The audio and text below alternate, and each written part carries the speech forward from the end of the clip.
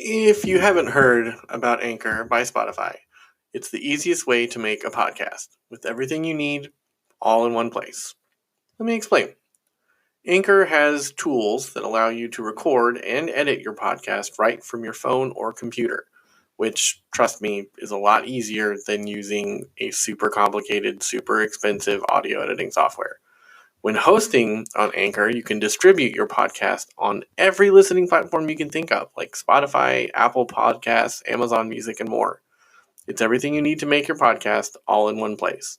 And best of all, Anchor is totally free. Download the Anchor app or go to anchor.fm to get started.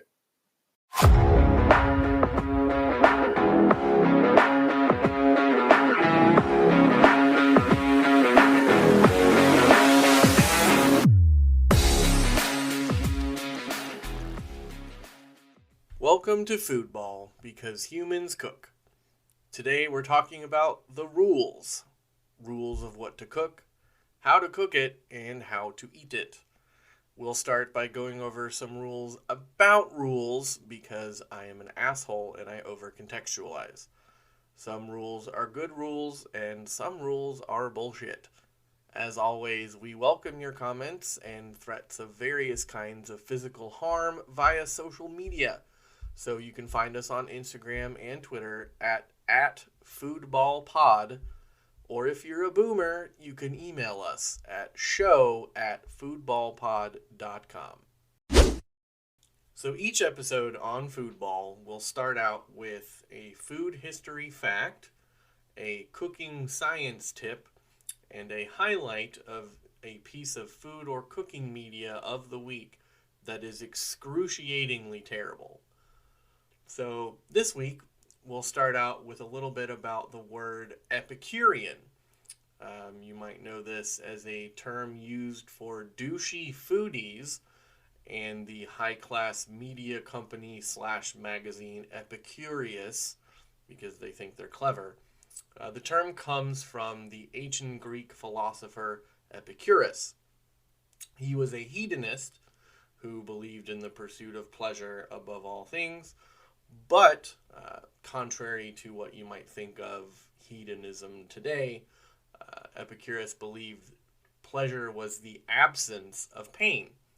So, in relation to food and cooking, a true Epicurean would cook as simply as possible, completely contradictory to the media company and what they would have you believe that cooking needs to be.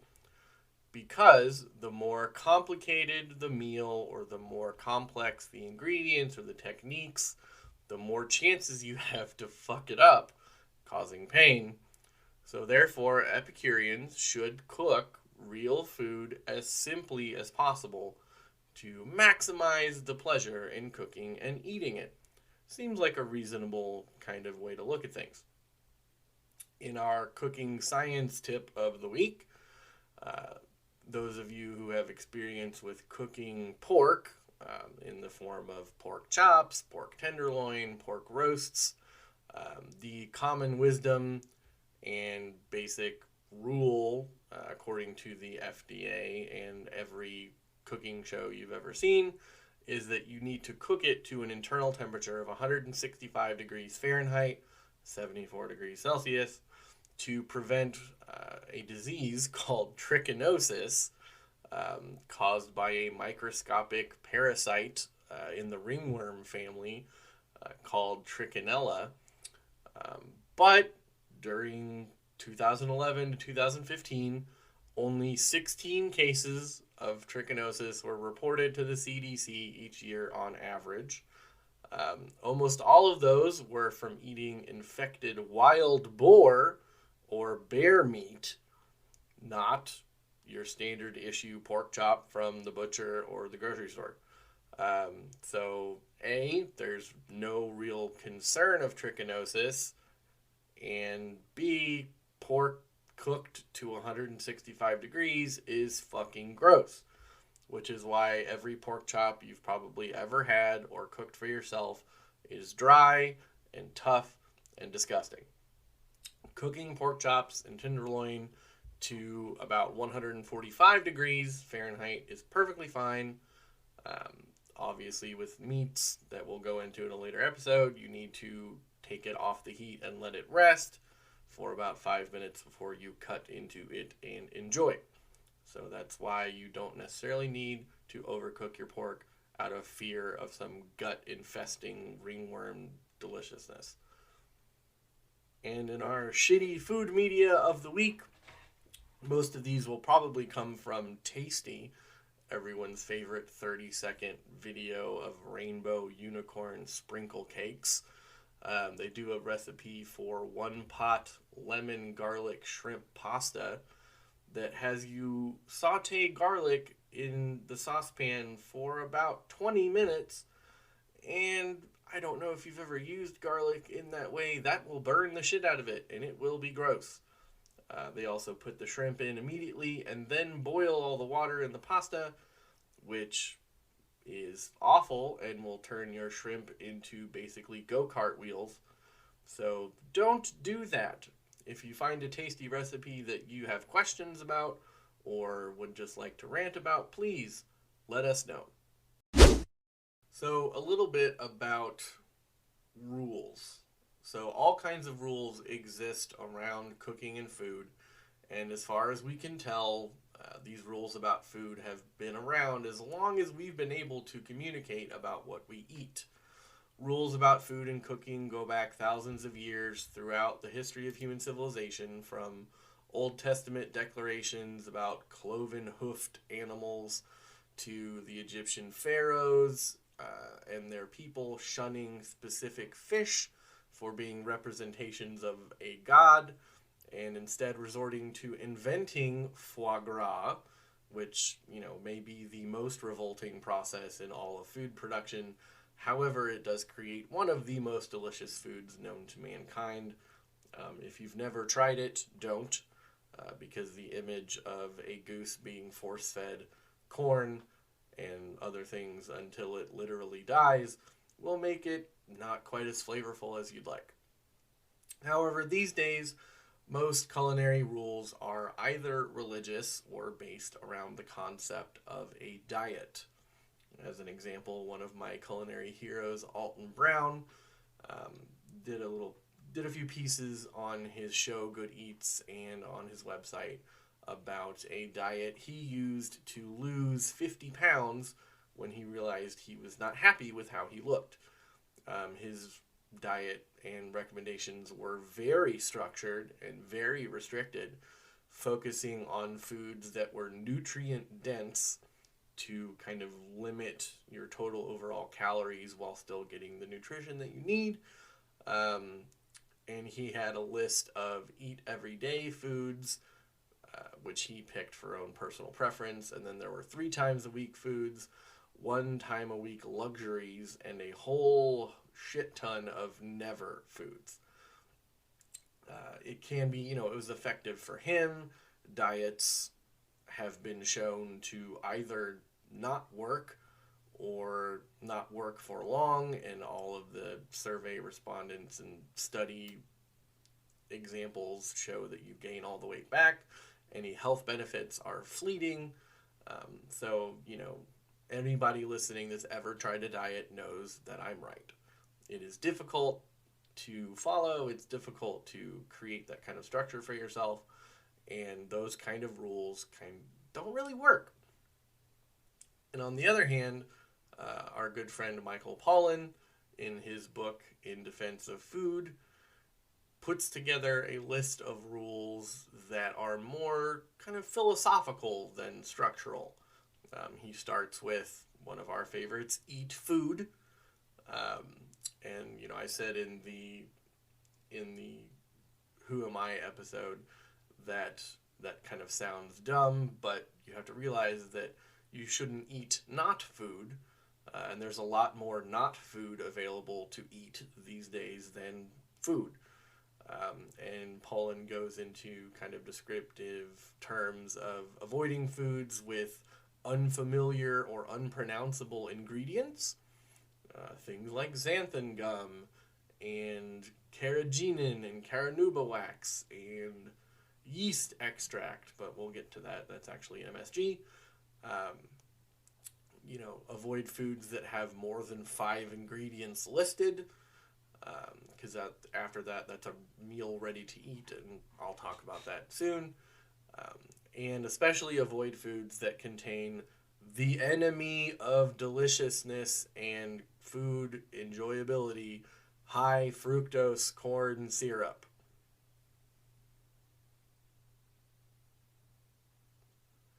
His second kind of overall rule is not too much. Eating, we as Americans have serious problems with portion control, and it's not our fault. We've been taught what a portion is by food processing companies, by fast food companies, by restaurants. The joke is high-end restaurants will give you 2 to 3 bites on an entree that costs $35, and that's not enough food. But a double quarter pounder with cheese from McDonald's is about 3.5 servings by itself. So Pollan's kind of overall goal with not too much is to pay higher quality for better food and just eat less of it. You don't need a 17-ounce steak when a 6-ounce piece of a higher quality beef will be way more satisfying because it's higher quality. When you're buying, garbage meat or snacks that have a ridiculous amount of stuff in them, you eat more because they're just not as good. And his third overall kind of rule is mostly plants. And that seems, in line with the nutritionism way of saying, 4 to 6 servings of fruits and vegetables a day. But there's also, you have to think about the kinds of plants that you're eating. And he goes into detail about choosing leaves rather than seeds. And if you know anything about plants, seeds are where plants start growing from. And because of that, they are very energy dense. They have a lot of calories, and that's why we make vegetable oils and safflower oils and sunflower oils and things like that out of the seeds, because they have all the energy in the fat, because that's what the plant needs to grow. But that's about all they contain. That's about it.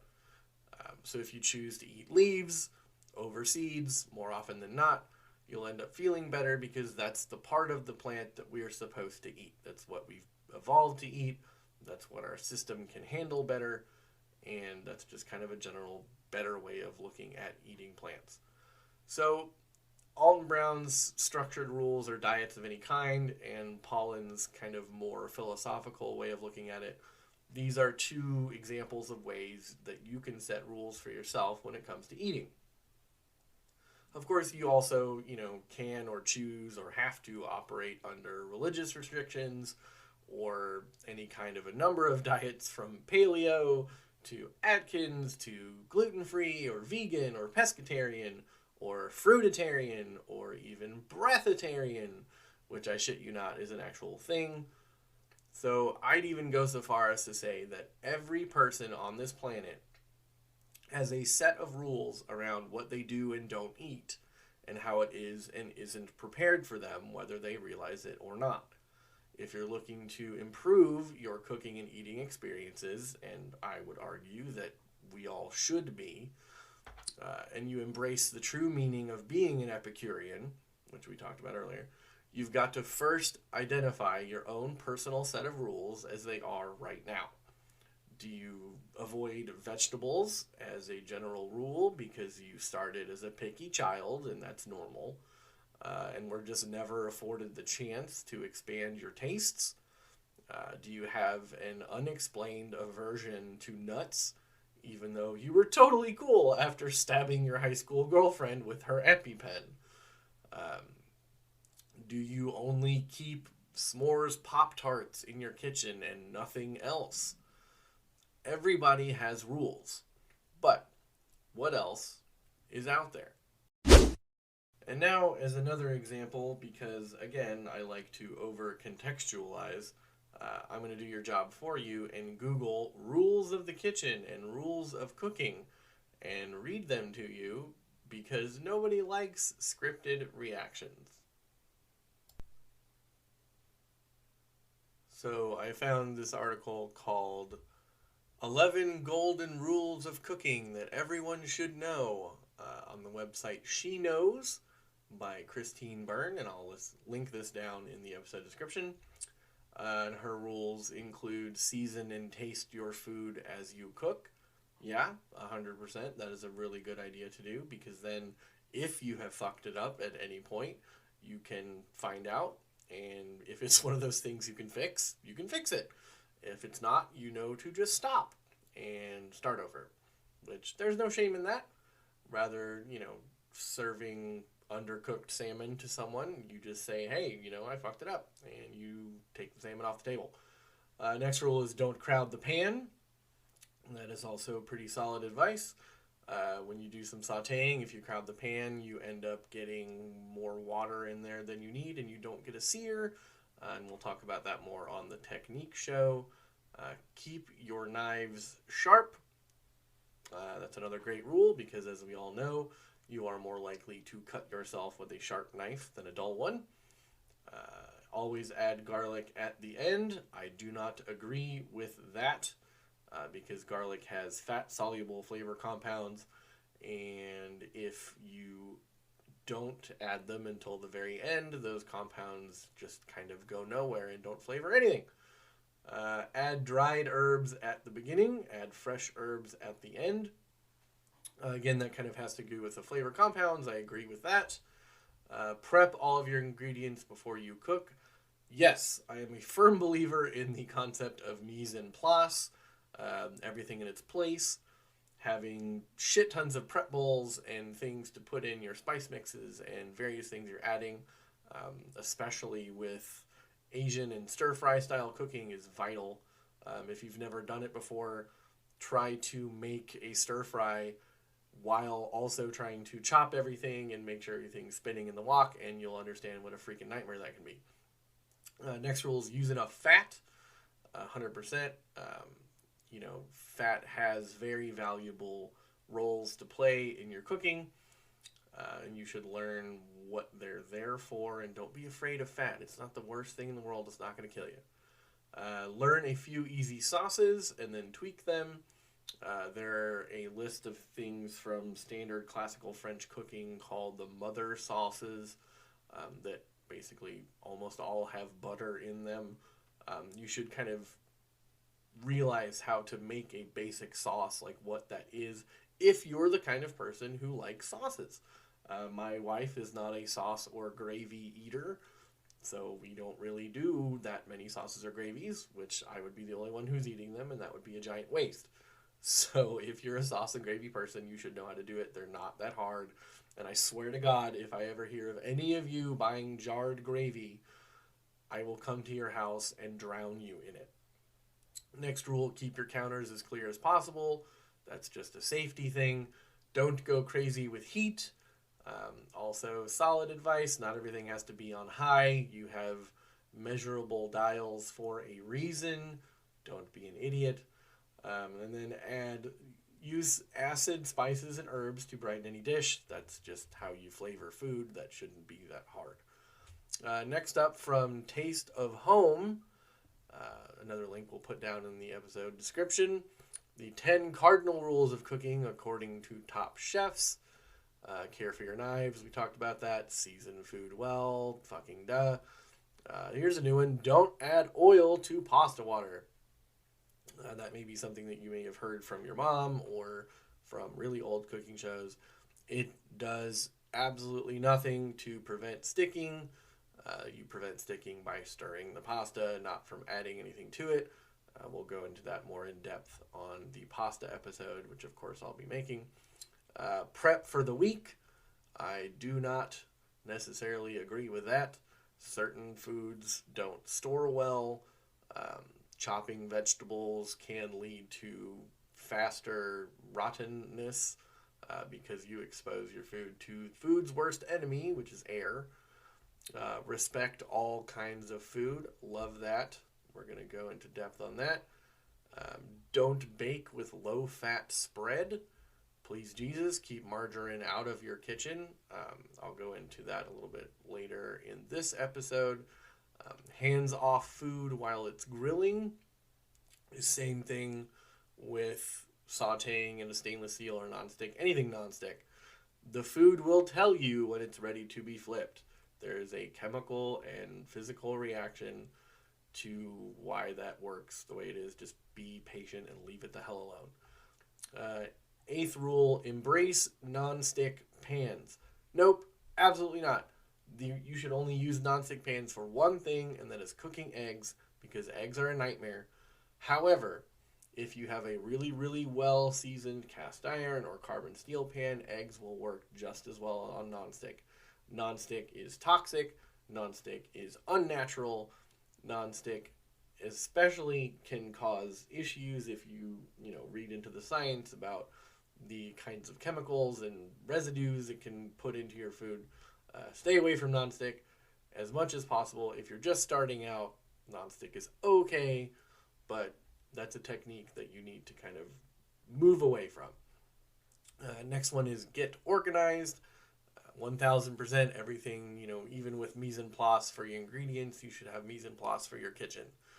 Your tongs should always be in the same place. That just seems the same as you do in your house with your tools. Put things in the place where they go. You know where they're at, and you don't have to worry about, oh my God, where's the can opener? I have to open this can right now. Just simple shit. And the last rule, of course, is relax. Because, like Epicurus would have said, keep it simple. If you drive yourself crazy trying to make your bechamel exactly what it's supposed to be, you're going to drive yourself nuts.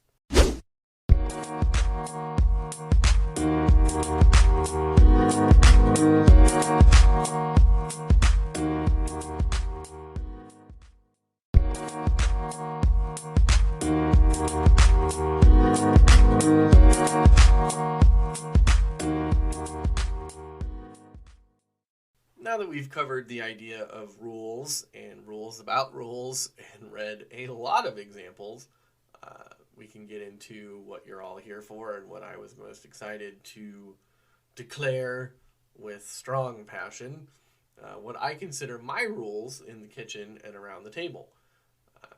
Rule 1, food should be legit. No artificial flavors, colors. We'll talk about real food. We've talked about it over and over again. No high fructose corn syrup. No imitation anything. Or things like zoodles. Or cauliflower rice. Or dumb shit like that. If you want to make rice, eat rice. If you want to make pasta, eat pasta. If you want to eat zucchini, eat zucchini.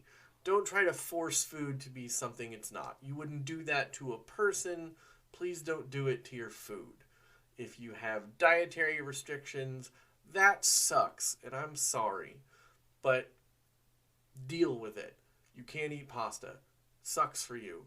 Move along. Because when you try to make food something it's not, you not only are constantly disappointed that your pizza crust tastes like wet cardboard. Yes, because you made it out of cauliflower. Cauliflower is not rice, it's not dough, it's cauliflower. Learn to embrace cauliflower as it is, like the beautiful plant that it can be in your kitchen.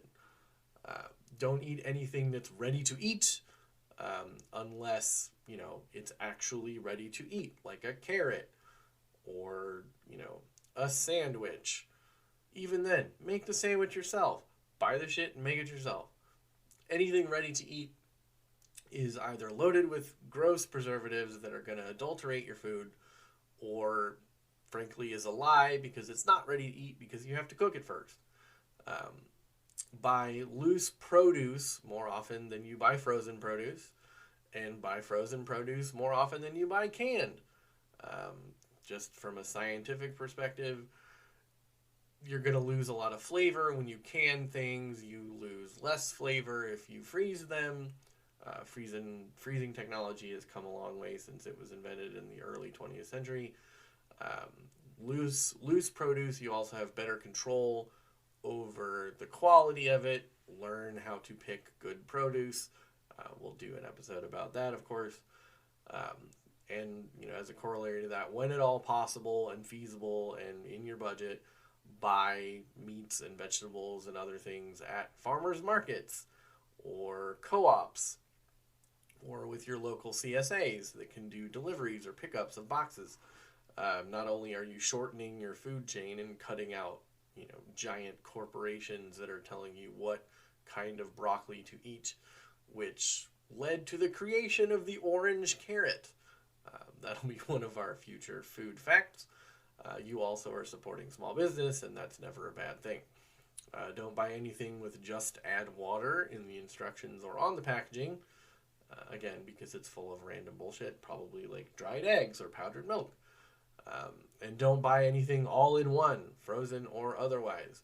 You're just being lazy. Do it yourself. Rule number 2, never trust labels. Food marketing is evil. I work in marketing, and I can tell you that that is 100% correct. The laws around food manufacturers are sketchy at best. The FDA is, their list of chemicals are generally regarded as safe. And I don't know about you, that is not exactly a ringing endorsement. Things, basic stuff like, did you know that the amount of an ingredient in a product is indicated by the order of the ingredients on the package? So if the number one ingredient in whatever you're eating is high fructose corn syrup, the large majority of what you're eating is high fructose corn syrup, and you should throw it the fuck away. Things like natural flavors, that doesn't actually mean anything.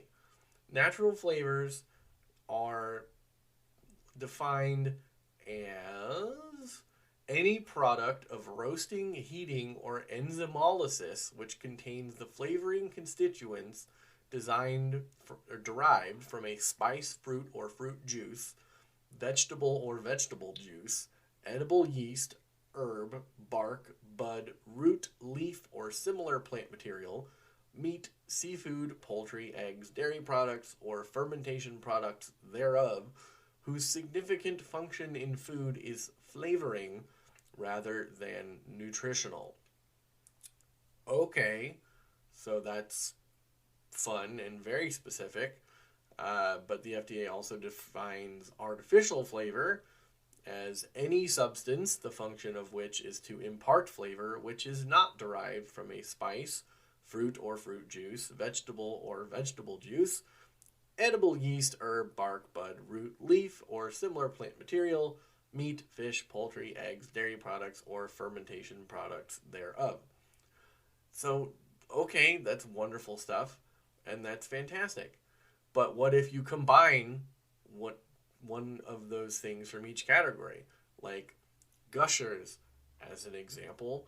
Laboratory analysis shows that Gushers, a fruit snack type food, contains something called D-L-malic acid, which is an artificial mixture of the, quote, natural flavor L-malic acid and a different artificial D-malic acid. So is D-L-malic acid natural or artificial? Who knows? If you just bought shit that didn't have that stuff in the ingredients in the first place, you wouldn't have to worry about it. And that's the kind of thing that we look at as Rule 2, never trust labels. And marketing is lying to you because that's what marketing does. A company called Miracle Noodles recently released their new line of plant-based rice. I'll let that one sink in for a moment. Plant-based rice.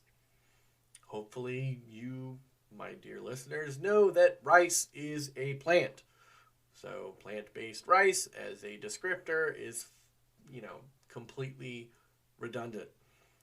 We've lived in a cycle from the 90s to today of, it started with low fat in Olestra and that wonderful cycle of anal leakage, and then moved into the low carb Atkins craze, where carbs were the enemy. Fat was fine, and you can eat as much bacon as you want as long as you don't have an apple, because apples have carbs. Now we're kind of in the high protein and paleo and keto, where carbs and, fat are bad, but all protein is fine. And that's not good either. I'm gluten sensitive, gluten free. There's all kinds of research, however you find yourself on the gluten discussion. Humans have been eating bread and wheat products for 10,000 years. So that's a thing that we do. And if you are genuinely medicinally incapable of eating gluten, that sucks. And I feel bad for you, because pasta is delicious. But also words like genuine and premium don't mean anything. They don't have to be proven. They don't mean anything for the quality of your food. They never have. And it doesn't matter at all to things like it's just an excuse for them to charge more for it. Learn about what your food means. And food science and industrial food processing are always and always have been intertwined. They drive your purchases, not the other way around. And don't for a second believe that you have any say in the supermarket stock, and what kind of things are on offer for you. They decide what you eat because they think, and their marketing teams and their focus groups have told them that we as a eating populace are too stupid to either notice that they're telling us what to eat, or even give a shit even if we did notice. Things like plant-based rice. They focus grouped and market tested this entire concept of plant-based rice and released it anyway, because the term plant-based is so good for business right now. It's good for business because they got ahead of it. They saw the trend swinging back to not vegetables, not vegetarian, but plant-based, because they picked up on people being concerned about climate change and studies that showed that meat production is a large part of the problem. So they now decide that they're going to label everything plant-based to get you to buy it because you're concerned about the environment. Rule number 3, food is not just fuel, and it's definitely not a math problem. Food is culture and enjoyment and excitement and passion and love. There's a cliche about how did Nona's Sunday gravy always taste better than anything that you made in your own house? Because Nona made it with love. And yeah, that's not an actual ingredient, but it's the soul of it. If you give a shit about what you're cooking and who you're cooking it for and the ingredients that you're using, that makes a difference. There's a concept called the French paradox that has just baffled nutritionists and people who do food science for years, in that studies of the French populace have shown that even though they eat way more fat and drink way more red wine than Americans do, they don't have nearly the same rate of what are called the Western diseases like heart disease and diabetes and obesity. They don't have nearly the same rate of those diseases as we do, even though they eat exactly the things that we tell people to avoid to prevent those diseases. And some other researchers and other voices around food cite other reasons for this French, quote, paradox. It's not really a paradox. The French eat slower than we do. They enjoy their food. They eat higher quality food. They don't eat a large percentage of their meals in the car or in front of the television. They eat as an experience and as something to share with each other. And even if they're by themselves, they take time to enjoy the food that they have. And 30 to the math problem concept, 30 grams of protein can be a half a block of silken tofu a handful of peanuts, a salmon fillet, or powder from a jar the size of a toddler that may or may not taste like vanilla ice cream. Those are not equivalent food experiences, y'all. Like, it's not the same thing. Boiling food and eating down into a numbers game, trying to chase those percentages on the nutrition labels, and those nutrition labels change with, quote, the science, every day, it seems like. It's futile. It's a futile gesture, and it increases your anxiety and your stress to an extent that any health benefits that may exist are outweighed. Walking into a grocery store and being concerned about, okay, I have to buy 2,000 calories worth of food that has X number of grams of fat because any more will kill me. Just go and buy what you want to eat and what you can cook and what you want. That changes your whole outlook from the whole process, from shopping to cooking to eating, and it's life-changing, I promise you. Rule number 4, cook what you eat. Even if it's just a plain chicken breast and some steamed broccoli or macaroni and cheese, using macaroni and cheese, not neon orange powder. Don't eat things that you haven't cooked yourself. Macaroni and cheese is literally noodles, the starch that comes out of the noodles into the water, and shredded cheese. It is not that difficult. You don't have to trust in Kraft and their anti-clumping agents to make delicious mac and cheese. And cooking, as we'll learn together, is only as complicated and stressful as you, the cook, choose and allow it to be. If you're the kind of person that feels fundamentally that eating is something that you have to do to not die, you can still be a decent cook. You may not put as much passion into it as like I do, but you can still be better than somebody who shoves their face full of pizza every day. Where, well-seasoned chicken thighs and steamed fresh broccoli with good extra virgin olive oil are just as satisfying as like a coq au vin. Again, I can't pronounce French very well. If that's where you want to be as a cook. I don't want to be the kind of cook that makes coq au vin because it's very complicated, it seems, and I know that it's probably not, but I just don't like wine that much. But where we fuck up is buying something fancy or expensive that's pre-made or loaded with additive bullshit because you want to feel better about yourself.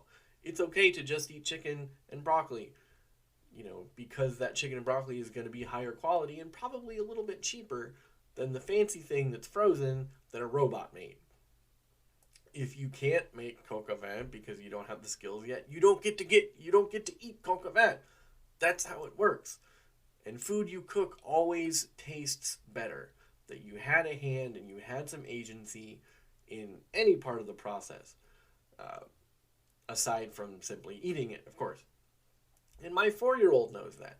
He knows that food he has helped make tastes better to him because he put something of himself into it. And rule number 5, eat what you cook. And this should be, stunningly simple and obvious. Don't waste food. When you shop and buy smart and cook smart, you should have cooked exactly the right amount of food that you wanted to. If you shopped and cooked for 2 entrees and 2 leftover portions, which I do pretty often for the wife and I to eat for lunch, that's what you should buy. It does take practice to get good at portioning, especially if you're used to just cooking for yourself and you're transitioning into cooking for yourself and somebody else, or if you're used to cooking for you and somebody else and are transitioning into more, because rethinking portion sizes is the biggest thing. Like, 1 chicken breast that you can go buy in the grocery store today is 2 portions, maybe 3. 1 pork chop is 2 portions. All meats have basically been doubled since the mid 20th century as far as portion size because of, guess who? Food companies and manufacturers and grocery stores and everybody who's involved with making money off of what you eat. And we're conditioned as Americans to eat until the plate is empty, or until the bowl is empty, or until the TV show is over, rather than listening to our bodies about when we feel full. We ignore that stuff, and that's part of why America is so unhealthy. You're eating too much because you feel like, our parents always taught us there are starving kids in Africa. Don't leave your plate with food on it. And that's fucking ridiculous. The half a cheeseburger I'm not going to put in a UPS package and send to Ghana. Like, that's not how anything works. And I understand it comes from a sense of, we paid money for this and you're going to eat it, goddammit. But that's not how you should cook, and that's not how you should eat. Because if you eat what you want, you've eaten enough, and that's fine. No one's going to judge you, and you should not feel ashamed of yourself for not cleaning your plate. No one should judge you for that, especially not yourself. And finally, rule number 6, above all else, know your food. Take the time to educate yourself. Listen to the Foodball podcast. Take agency in your food and shorten your own personal food chain. Grow herbs if you can. I never have been able to. I am a terrible gardener and I have the blackest of thumbs. You can even grow green onions in a glass of water on your kitchen counter with no sunlight whatsoever, just from the cut root end of a spring onion. It's a miracle. It's crazy. Read books about food and cooking around the topics that interest you. Read online articles if books are not your thing. Try to absorb knowledge. The more you know, the more informed you are about the decisions that you make about your food, and the only person you ultimately have to justify your decisions to is yourself. The joke about vegans is, how you know that your friend is a vegan? They'll tell you. You don't have to justify your vegan decisions or whatever food decisions you make, because nobody else's body, that's you. Like, you are the only person who eats your food and has to deal with the consequences of what you eat. As an example, I love Chips Ahoy cookies. And Chips Ahoy cookies are processed and they are disgusting. I know this. I am well aware of it. I am not in any sort of ignorant bliss about it. I know how they're made. I know the company that makes them. And I will still crush a party-sized container of 100 cookies of those delectable little shits in 2 sittings. I have made my peace with it. I don't have to justify that to anybody but myself. And, it is a little bit of cognitive dissonance, but we are all humans. Humans are picky and petty and manipulative and greedy and creative and passionate eaters. Ignorance is just that. It's ignorance. It's not bliss. Every study of every modern diet, as we talked about, has shown that any health or weight loss that could be remotely attributed to the diet is either 100% temporary or basically impossible to maintain. Food can't just be reduced to a spreadsheet or a calorie counter app or nutritionism or veganism or pescatarianism.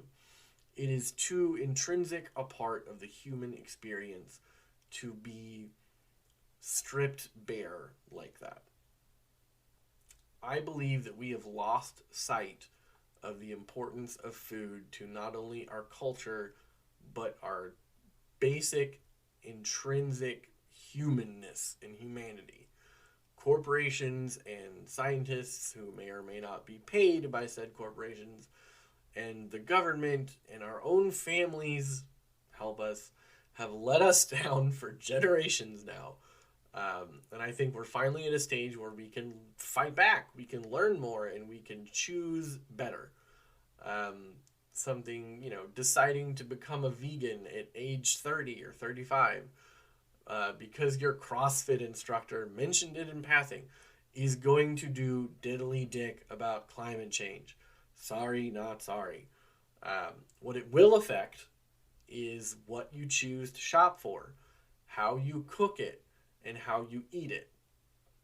Your own personal rules for eating should be created by and in service of one authority. You. I have given you my rules. You can take them and use them if you want, or you can, vary them to your own experience. I expect you to. I don't want you to follow my rules. They're my rules. Nobody forces you to eat specific things. Nobody else is putting it in your mouth. Nobody else digests it but you. Shouldn't you be the one in charge of that whole operation? Decide what rules you can reasonably practice. See how you feel cooking and eating under those rules, and above all, be flexible. Be looking to learn. Hopefully, we all one day can make Epicurus proud and revel in the joy and simplicity of being humans who cook real food. So, those are my rules, and I think I've waxed poetic enough about them for the time being.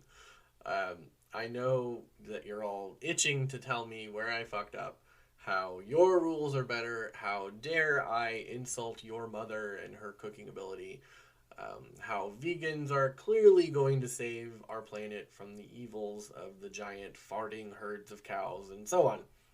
I can't wait, because I love discourse around food. So let me know on Instagram and Twitter at foodballpod, or by emailing the show at show@foodballpod.com. We'll be back next week. Be sure to like the podcast and subscribe, of course, wherever you listen. And tell your friends we're on Anchor, Spotify, Amazon Music, Apple Podcasts, and also from the compost heap in my backyard. This has been Foodball, because humans cook.